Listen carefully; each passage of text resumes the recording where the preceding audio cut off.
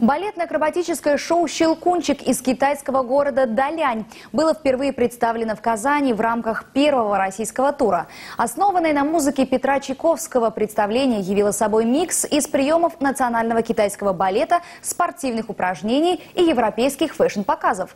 Двухчасовое действие показало возможности подготовки человеческого тела и синтез актерско-акробатических возможностей коллектива.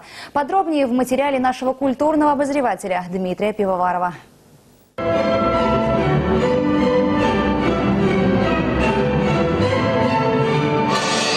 Вот что сразу бросается в глаза, когда попадаешь в закулисный разноцветный мир. Символ Китая появится на сцене неоднократно. Это визитная карточка страны и носитель весьма позитивных эмоций, подаренных интернетом.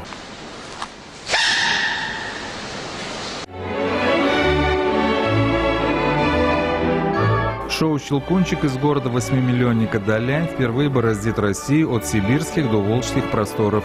Труппа солидная и со стажем, весьма подвижная и обновляемая. За 63 года существования артисты-спортсмены выступили более чем в 60 странах мира. В первую очередь мы показываем то, что наработано в стране. Это традиции ушу, китайской гимнастики, фокусов, цирка и так далее. Но не забываем о том, что русский балет впереди планеты.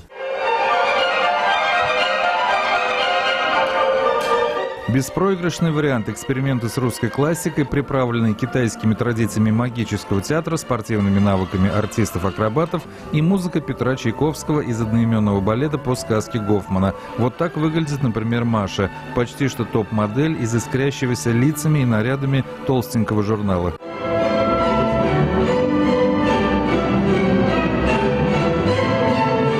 Китайский «Щелкунчик» — это прежде всего шоу для семейного просмотра. Здесь есть и ощущение приближающегося Нового года, а без «Щелкунчика» не обходится ни одно европейское Рождество и желание удивить.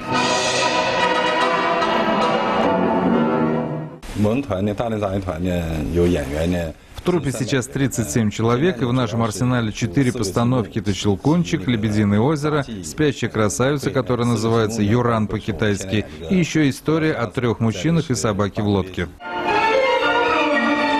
Здесь можно только улыбнуться. Эмоции, заложенные еще в детстве, одинаково выстреливают в любой точке земного шара. Дмитрий Пивоваров, Дмитрий Рженко, телеканал «Эфир».